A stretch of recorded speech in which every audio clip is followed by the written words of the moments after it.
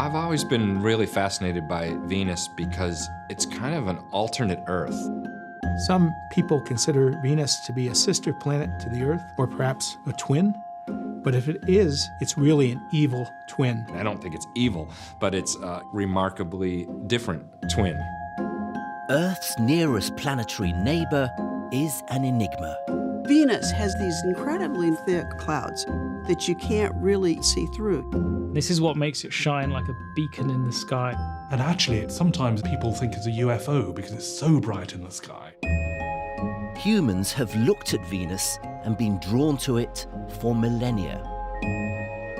To me, it's very haunting, very rich with lessons, and creates this desire to really understand that planet. But to begin to understand Venus, we have to go there. It's definitely mysterious, and it's of course important for science. But it became clear that Venus is a little bit easier for the Soviet Union to explore for propaganda success. And understanding Venus could be key to our very survival. It's about the same radius as Earth. It was formed more or less at the same place in the solar system than Earth. And perhaps our evolution is going to look like Venus in the future.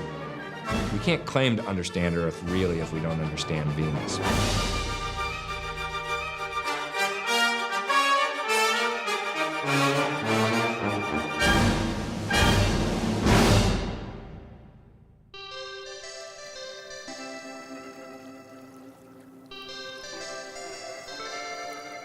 For centuries, people wondered if this was what the surface of Venus looked like. Once we realized that the other planets were in fact planets, the natural assumption was that, well, they're probably similar. Venus was one of the first objects of scientific exploration for Russian science. Lomonosov, who is kind of father of Russian science, was the first astronomer who actually studied the atmosphere of Venus. We figured out the reason why Venus is so bright and apparently featureless is because it's completely covered in clouds. And naturally, we assume these are clouds of water like on the Earth, in which case Venus would be a great swampy paradise. Lots of water on the surface and water in the atmosphere, totally covered by clouds. And people imagine great lizards and dinosaurs living and swimming in the lakes and oceans, the tropical forests of Venus.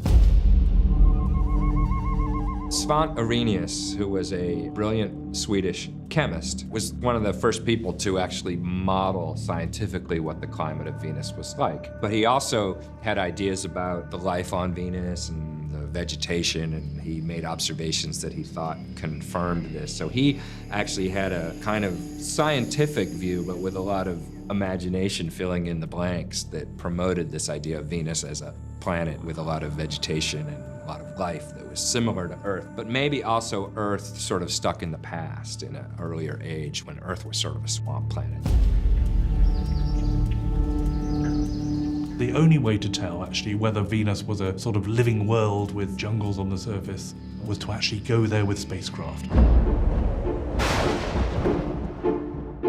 But before 1975, no human had ever seen an image from the surface of another planet, let alone Venus. However, a Russian mission called Venera 9 was on its way. On 20th of October of 1975, this joint stack of spacecraft of lander and an orbiter approached Venus and separated from each other. Immediately, they started their separate missions, which were culminating at the same time. The orbiter approached Venus and started a braking maneuver with its engines to slow down its speed just enough that the gravity field of Venus would capture it and leave it into a highly stretched elliptical orbit around the planet. This component of the Venera 9 spacecraft had become the first man-made object to enter orbit around Venus. But the mission was far from over. And at the same time, the lander started going into the atmosphere of Venus on the side of the planet which was not visible from Earth. But thanks to the orbiter, which was so high in the sky over Venus, it would later act as a relay station for the lander to send pictures back to mission control on Earth. The lander was a ball-shaped capsule covered with a special ablative surface. And once it entered the atmosphere of Venus and started breaking, layer by layer burning the ablative surface and at the same time slowing down tremendously from its initial entry speed. The searing heat shield decelerated the lander from 10.7 kilometers per second to around 250 meters per second. Then, once it slowed down enough, there was safe enough to open small opening at the top of the capsule and release two small braking parachutes. One of those two parachutes was then used to release the top part of the capsule and reveal the top of the lander, which was inside of that cocoon.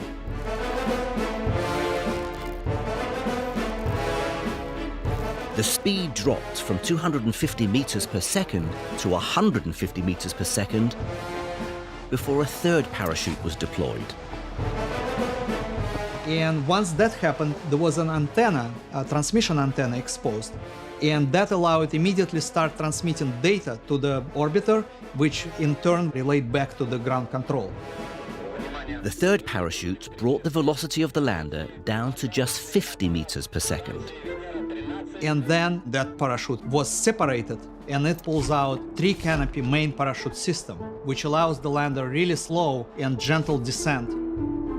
After all the drama of its journey so far, the lander would then spend 20 minutes calmly taking measurements of the atmosphere. But its brutal voyage was not over yet.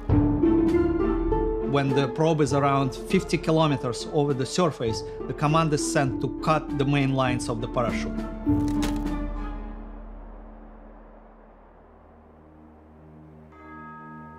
Venus has always been a special object of fascination as long as we've been observing the sky, which is, probably longer than we've been people. And there's a reason for that. It's so bright. It's the brightest object other than the full moon at night. For much of human history, we've mistaken Venus for a star, or two stars to be precise, the morning star and the evening star.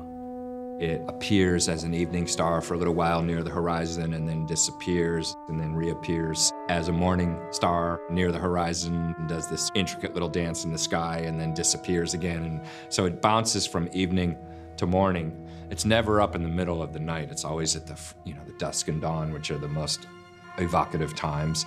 That has led it to be an object of mythology and folklore and with gods and goddesses. The association of Venus with femininity really comes out of the fact that we're still very dominated by Greek and Roman Western traditions. But in fact, that's just one tradition. And if you look around the world, for instance, the Mesoamericans, who were probably the greatest Venus observers in terms of what they figured out about how to predict the motions and everything. For those civilizations, Venus was this macho warrior dude, and it was very much a male character. So why assign a gender to a planet? Planets are at least as complex as people. So I think it maybe does do it a bit of a disservice just to say Venus is the female planet. After the Second World War, it wasn't long before the Soviet Union stunned the world with the launch of Sputnik in 1957. A year later, the US launched its first spacecraft. The space race had begun. The space race was driven by several major factors. First of all, is the military competition of two superpowers which emerged after World War II, the United States and the Soviet Union.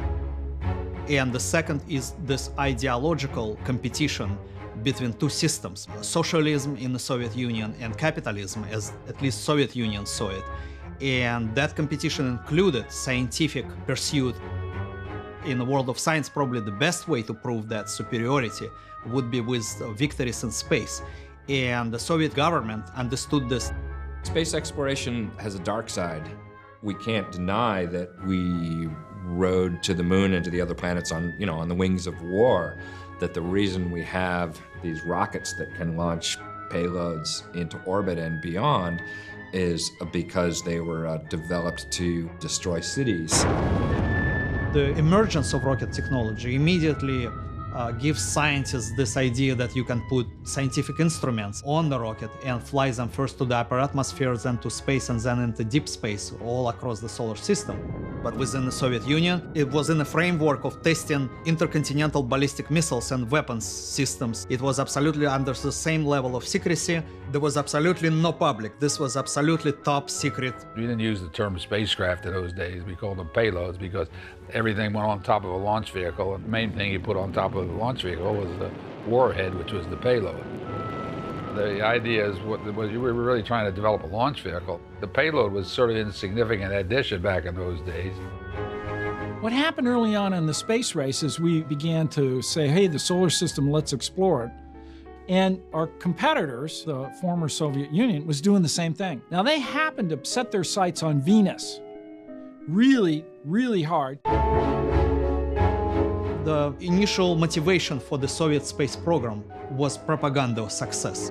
The ideas about Venus as a tropical paradise were not at play in the process of decision to fly spacecraft to Venus. It's definitely mysterious and it's of course important for science, but the most important factor was that it's easier to reach than Mars.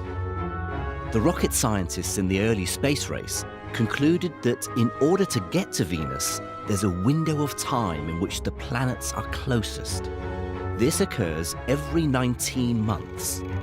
From the moment the race to Venus began in 1961, only 3 opportunities were missed until 1986. First off the mark was the Soviet Tizhely Sputnik in February 1961. It failed to leave low Earth orbit. Venera 1 became the first spacecraft to fly past Venus. But due to a communications failure, no data were received. The early history of trying to get to Venus is full of failure. There were a lot more failures than successes. Within weeks of the first 2 attempts to send a spacecraft to Venus, a discovery from an Earth-based radio telescope increased the intrigue about our mysterious twin. Venus was found to have a very odd rotation. The planets seemed to be rotating backwards, very slowly. A day on Venus is longer than its year. You could say, why does Venus rotate backwards? But you can also say, why do all the other planets rotate forwards? I mean, it's a mystery. We don't really understand Venus's rotation rate. But we don't really understand the rotation rates of the planets in general.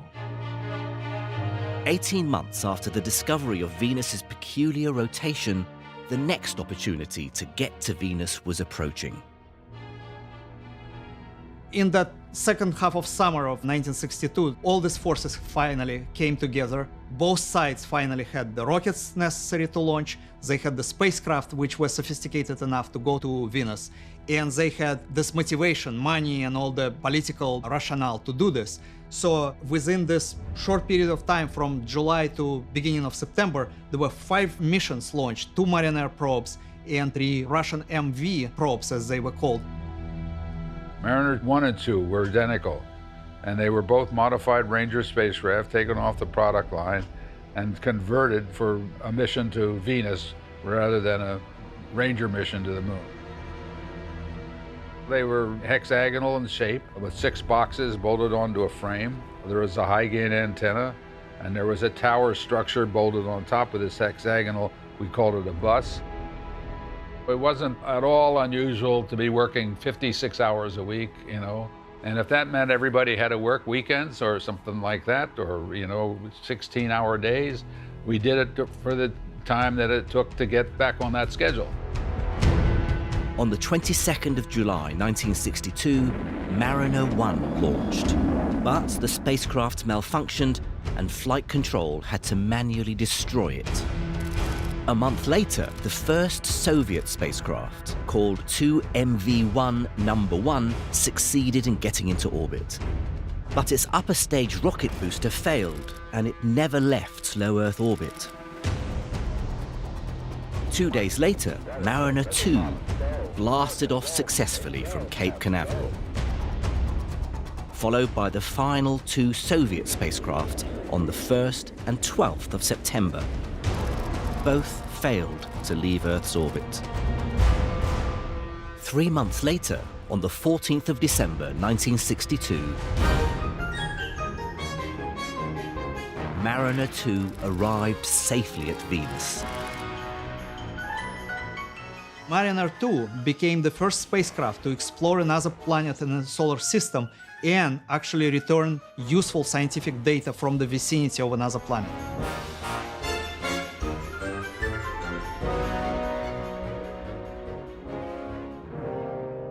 The measurements that Mariner 2 made suggested that the upper atmosphere of Venus was very hot, in the region of 500 degrees Celsius. Perhaps Venus wasn't quite the paradise everyone had hoped for. There was an editorial in the New York Times when the Mariner 2 results were reported, and it was titled, "Venus Says No." And it talks about the grand romantic dreams of mankind being dashed. Mariner 2 also made another startling discovery. There could be a hint that all was not well with Earth's twin. Unlike our planet, with its north and south magnetic poles, Venus doesn't have any significant magnetic field. It's about the same radius as Earth. It's roughly the same rotation rate. Maybe it's 100 times slower. But that's not that different fluid dynamics-wise. These are still rapidly rotating bodies. It's got a big core, we believe. We believe it's molten. Something's funny that Venus has no dynamo. Mariner 2 took measurements of high temperatures on Venus, and there was a dispute about those temperatures perhaps being only high in the atmosphere, or the temperatures really showing unbearably hot environment everywhere around the planet. So, of course, the immediate challenge was after this, both for the Soviet Union and for the American scientists, was to launch more probes, more sophisticated ones, but design them based on already available information and continue this pursuit of what Venus is all about. Mariner 2's distant flyby hadn't settled the score for supremacy over Venus. But the USA and the USSR were about to begin an even more intense battle for Earth's twin.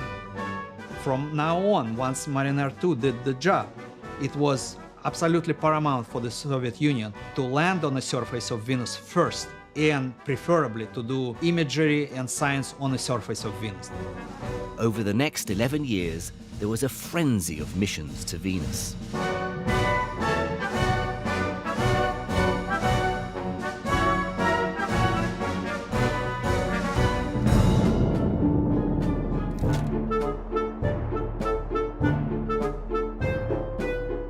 Venera 9 is plunging into increasingly dense atmosphere of Venus. About 50 kilometers up from the surface of Venus, you pass through a region that is about the surface temperature and pressure of Earth. So there's a region in the upper atmosphere of Venus that would feel pretty much like it feels in this room. I think to any individual who reads the description of the landing sequence, thinks that it's really irrational and really bizarre way to get equipment to the surface of Venus. But after a little bit closer examination, we understand that each step of the sequence is actually logic behind it. And in fact, it's counterintuitive, but part of the problem with a lot of designs when you're designing an entry probe for Venus is that you fall too slowly, meaning that it takes too long and you're going to heat up too much before you get to the surface. And then you keep falling, and the atmosphere gets hotter and hotter and more dense, to the point where it's 100 times as dense as the atmosphere on Earth. And that means that you're falling through, it's not quite a liquid, but it's a gas that is approaching the properties of a liquid, and that would slow your fall. And then when you get to the surface, it's almost like going through the ocean. Venera 9 wasn't the first lander to get to the surface of Venus, but it was the first to send back pictures. It was a colossal achievement.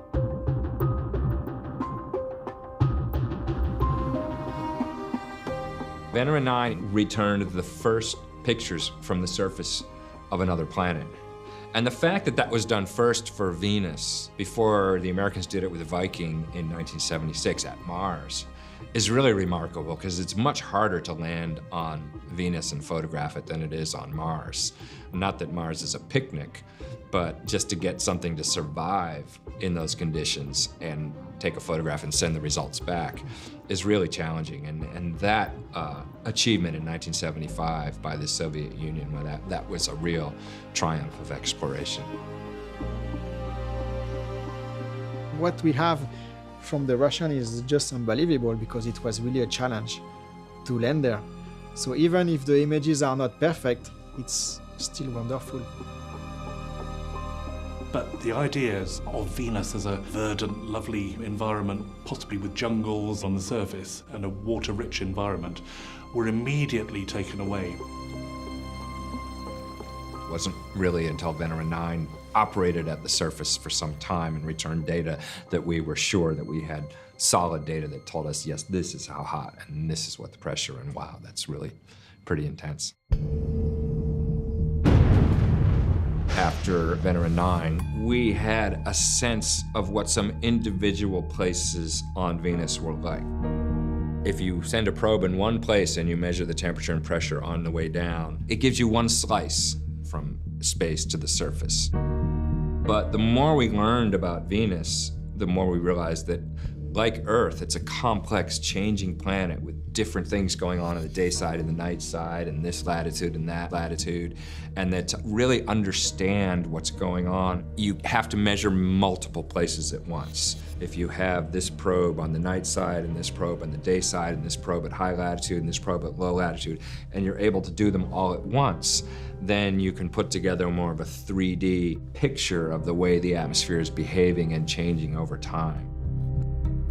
In 1974, NASA approved a double mission to explore Venus, both from orbit and from multiple places around the planet.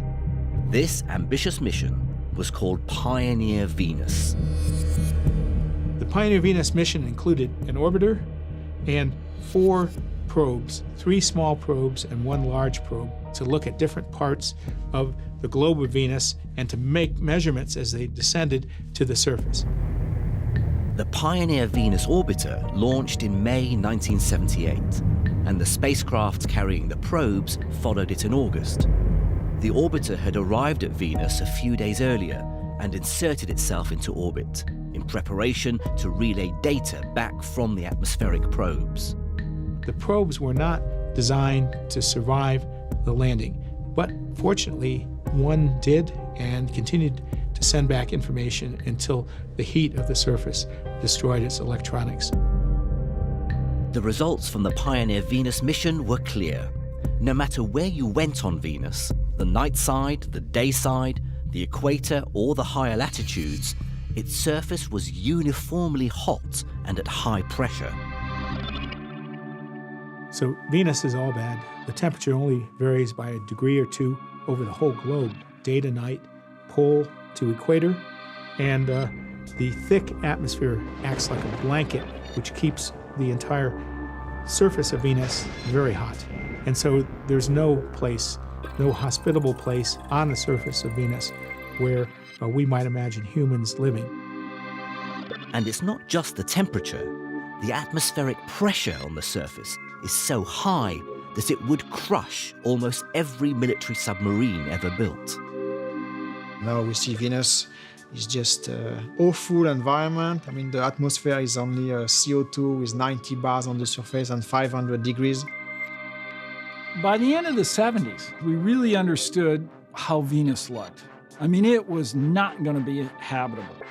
And to me, that had sort of a lingering effect, that Venus was like not as exciting as it was supposed to be, and therefore was sort of not as cool and maybe not as worthy of our attention. And I think that was really unfortunate because it was an outcome of those false expectations that we had for it.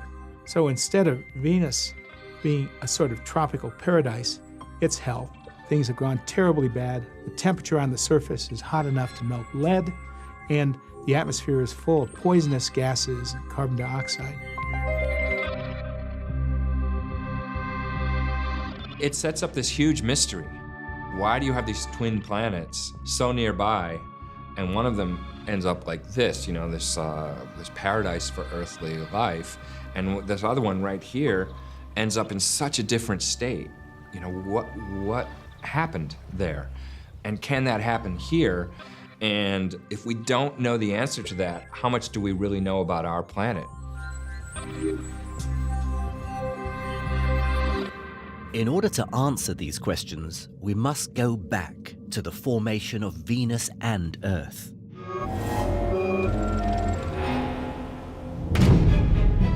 Earth and Venus form this set of twins that, as far as we can tell, started out more similar and then diverged.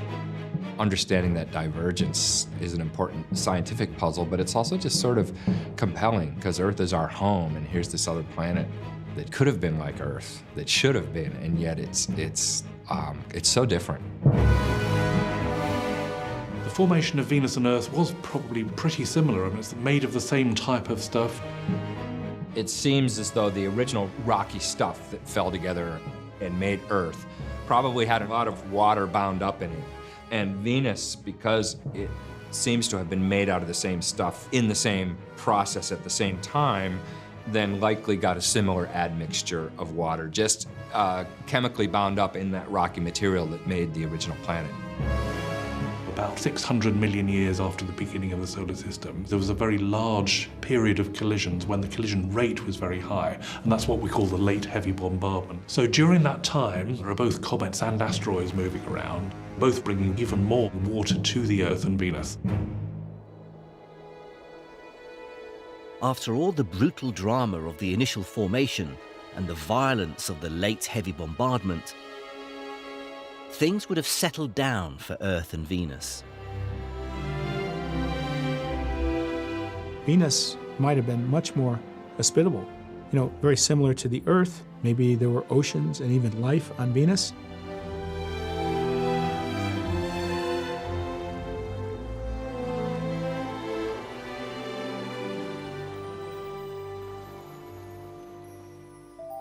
So why is it that Earth today is an oceanic planet and Venus is not, if they both started out similar?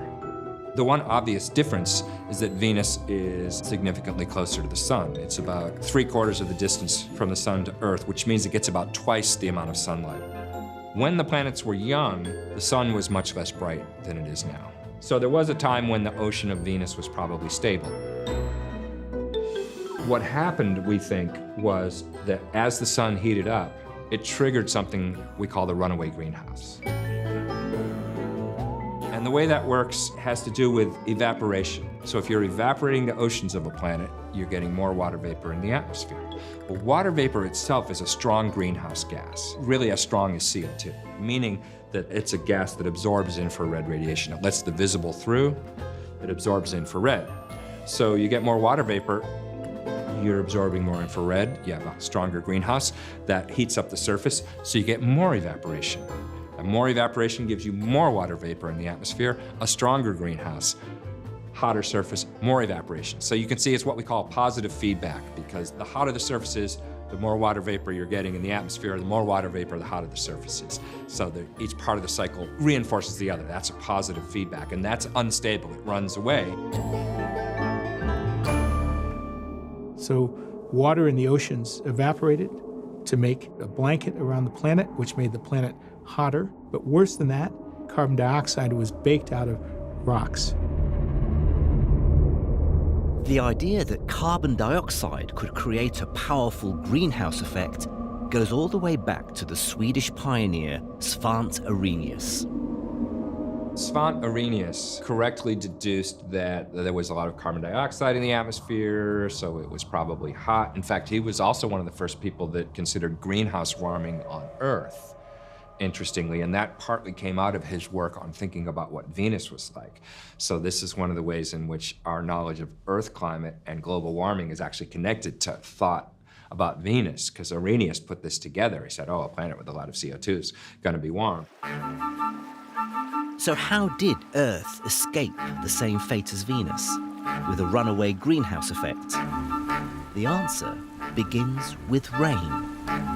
So on Earth, the CO2 gets pulled out of the atmosphere by what we call weathering reactions, where Water is raining out and makes sort of carbonic acid, which when it runs over rocks, leaches the ions out, and it ends up in the ocean as carbonate ions and forms carbonate rocks.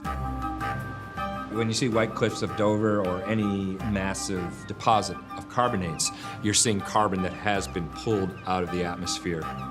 Those carbonate rocks get pulled into the interior by plate tectonics, and when you have subduction of oceanic crust down deep into the interior, where they're melted, and ultimately then the CO2 is released under pressure and becomes dissolved gas, which then comes back out those volcanoes, and that completes the cycle.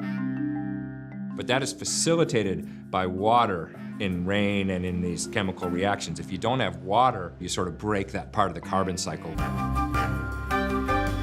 But if the process that removes carbon dioxide from the atmosphere is rain, what happened to Venus's water?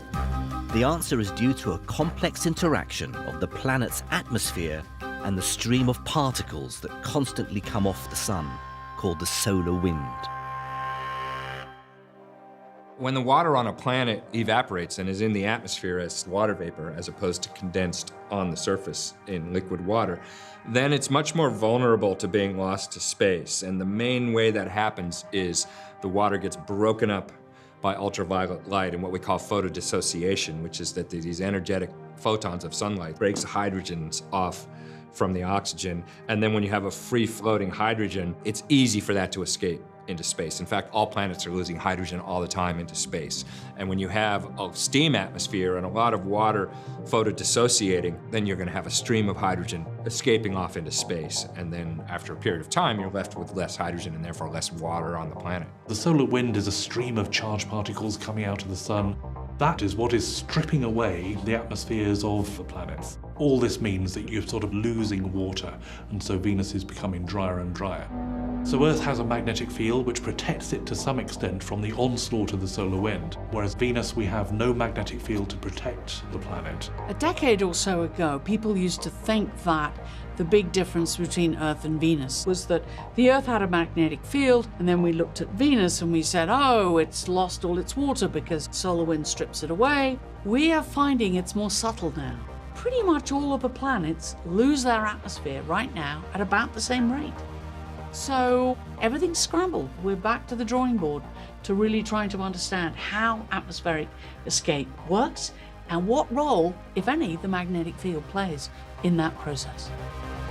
Whether or not the lack of a magnetic field had accelerated the loss of Venus's water, the planet became dry and had no chance to mop up all the CO2. But where did all this gas come from? Why was the atmosphere of Venus so much thicker than our own? To find out, scientists would need to find a way to see what was going on. One of the fantastic things about Venus is its cloud layer. This is what makes it shine like a beacon in the sky. At the same time, it's one of the most frustrating things because it stops us seeing the surface. So what we need to do is not look with our eyes, but look with different wavelengths that can peer through these clouds and get down to the surface, such as radar wavelengths, and then we can really see what's going on. After the success of Venera 9 and 10 in 1975, the Soviets continued to send a variety of missions to Venus.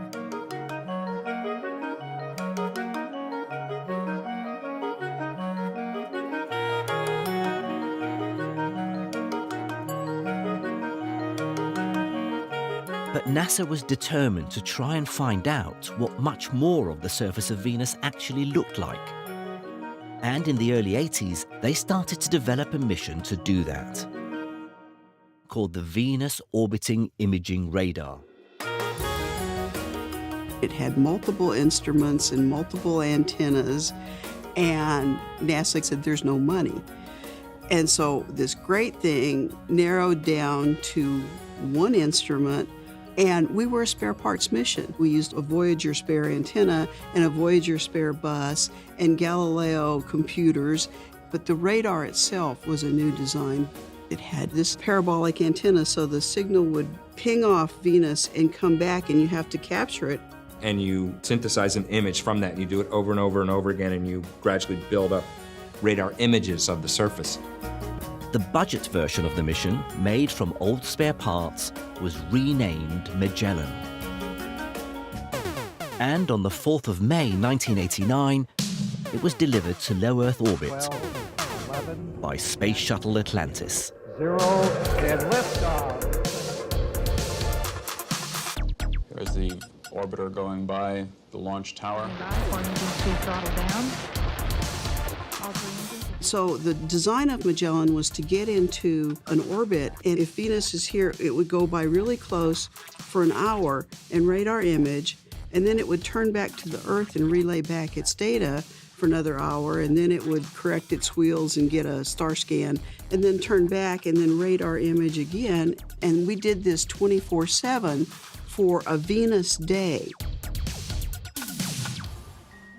This is 1989, 1990, 1991.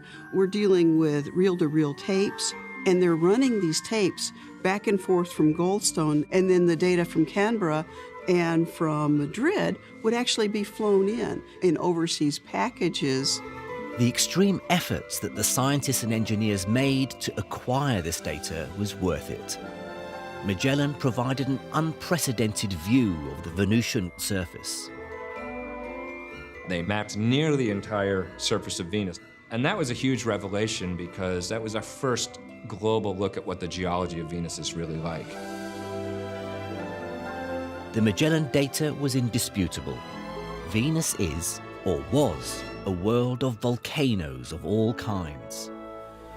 It told us, yes, this is a world that's dominated by volcanism, has been through much of its history. It's a world that has been resurfaced by volcanism over time. There's a huge abundance and variety of volcanism on Venus. There are these huge areas of flood basalt where this running lava has come out from the interior, and a lot of Venus is covered with that. But then there are other volcanic features, these things nicknamed pancake domes, which are much smaller. They're about 10 kilometers across because they're much more sticky, less runny, more viscous magma. So it's been a volcanically active planet, massively, with all different kinds of volcanism going through many different phases. Now, it doesn't mean that it's current. It could be ancient. All of this activity means that Venus has been belching carbon dioxide into its atmosphere for billions of years. And with no rain to absorb the CO2, the atmosphere has become thicker and thicker.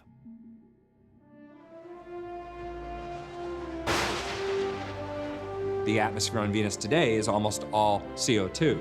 And here on Earth, we're concerned about 300 to 400 parts per million CO2. It's a trace gas, it's a minor gas.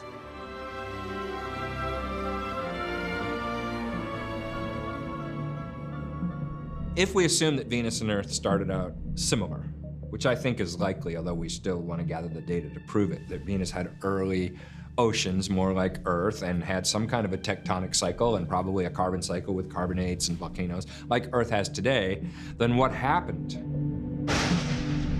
Why is the solid part of the planet, the geology, apparently so different from Earth's? And in my view, it probably has to do with the losing of the water.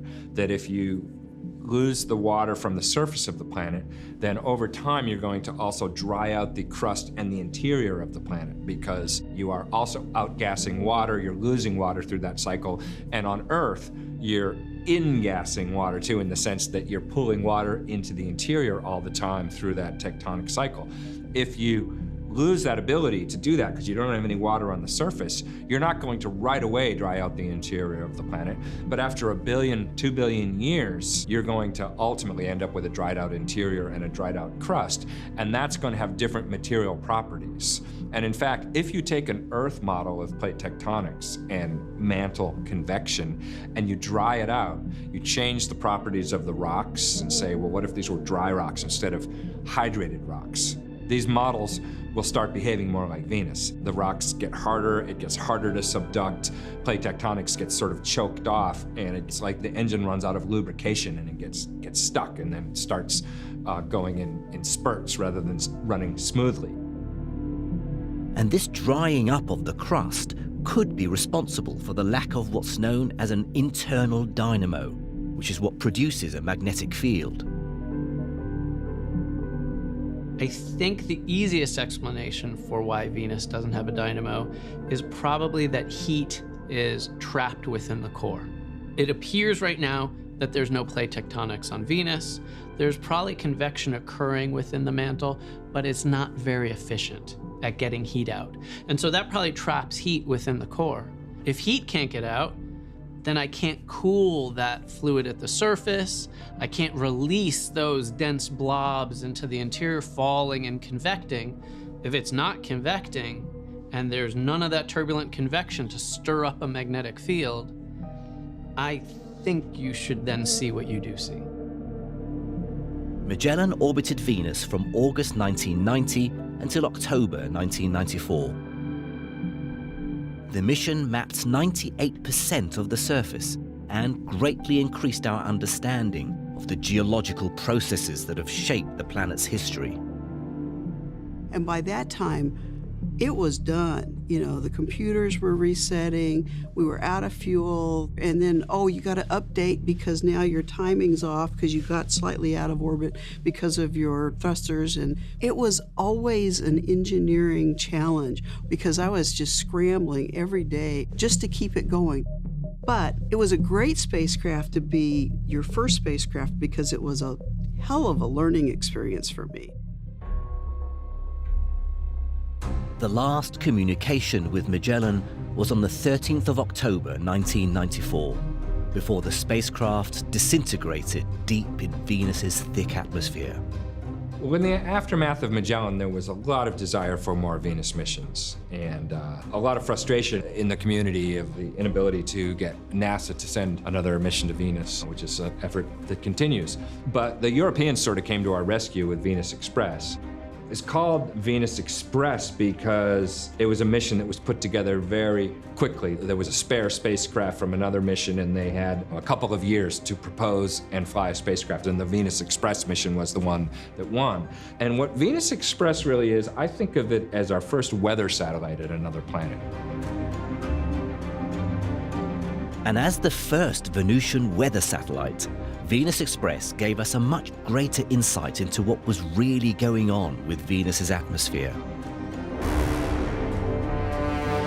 So Venus Express made these movies of the motions of the atmosphere at different depths, and indeed, it's quite dynamic. The atmosphere of Venus does this, what we call 4-day super rotation, where the atmosphere is whipping around.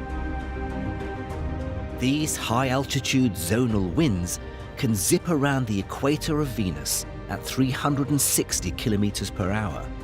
But above the poles, the rotational speeds drop almost to zero.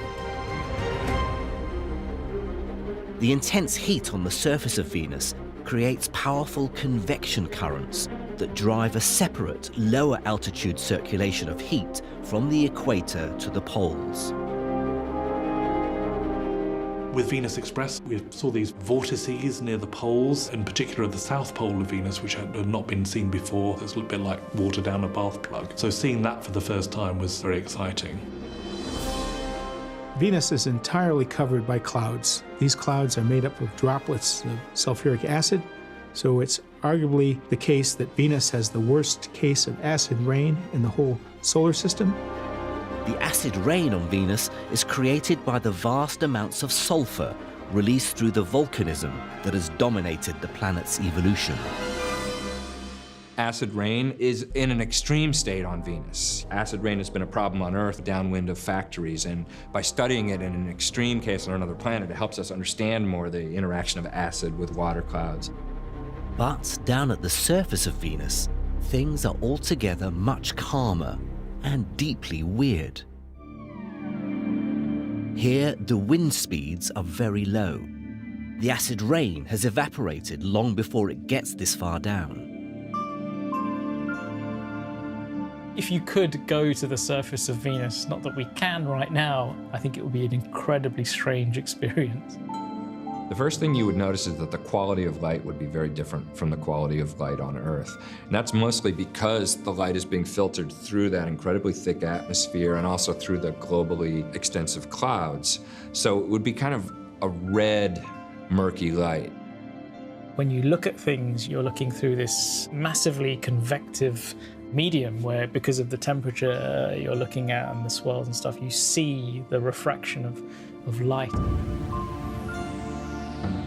You probably would see that sort of shimmery kind of effect that you get in desert areas on Earth, just because there is a lot of infrared radiation coming up out of the surface, and that is going to be affecting the stability of the atmosphere near the surface. You're in this really, really strange environment where any movement you feel resistance, and it becomes this viscous, fluid-like thing that you're having to move through. It wouldn't be quite like running through water, but you'd be approaching that. You'd be somewhere in between what we feel running through the air and that resistance of trying to run through something really viscous. It'd be a good workout, that's for sure. So, in the future, will there ever be a time when Venus might have cleared its dense atmosphere and cooled enough for humans to live on its surface? Some have proposed that Venus might once again be hospitable, and potentially after volcanic eruptions cease on the surface of Venus. I don't buy that. I think the escape rate of the Venus atmosphere over time is infinitesimally slow compared to the magnitude of the atmosphere. The time it might take for the Venus atmosphere to be cured in that way would probably match the time that the sun would take to see out the rest of its lifetime. Swelling into a red giant and engulfing the whole planet. So there's really no future time that I can imagine where the atmosphere would be lost enough so the greenhouse effect would be small enough so the surface temperature of Venus would be cool enough that life could exist there. So if Venus is never destined to become the paradise we once imagined through natural processes,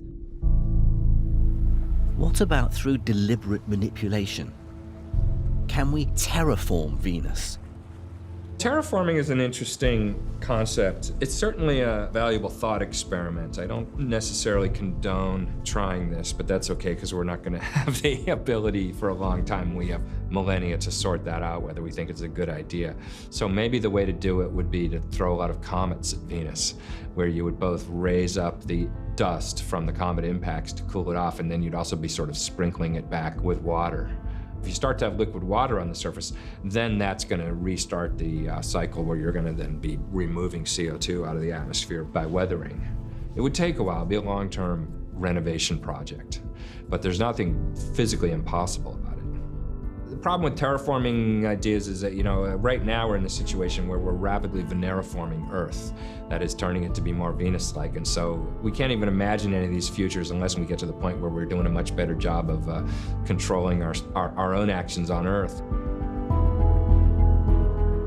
People talk about us colonizing the solar system, escaping from the problems that we have on the planet Earth. Maybe there's an asteroid heading towards us which one day will hit the surface of the planet and cause extinction.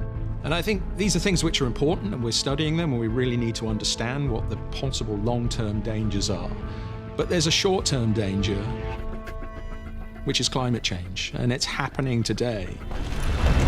What worries me sometimes is this idea that we can take human beings away from all of the mess that we've created here. Sociologically, it seems unlikely that we're just going to become the perfect citizen once we cross the 100-kilometer line and go into space. But also, there's nowhere in the solar system that's any better to live than the very worst that we could ever do to the planet Earth. Whatever we do here, it won't be as bad as living on Mars or on Venus or anywhere else in the solar system. So at the same time as we're looking outwards and exploring, we should never forget that this is where we come from, and there is no planet B. This place has to be looked after as well, as much as we're looking outwards and beyond. So, perhaps one day, far in the future, humankind will not only have the scientific ability to make Venus into a paradise, but the wisdom to realize that we already have a paradise of our own.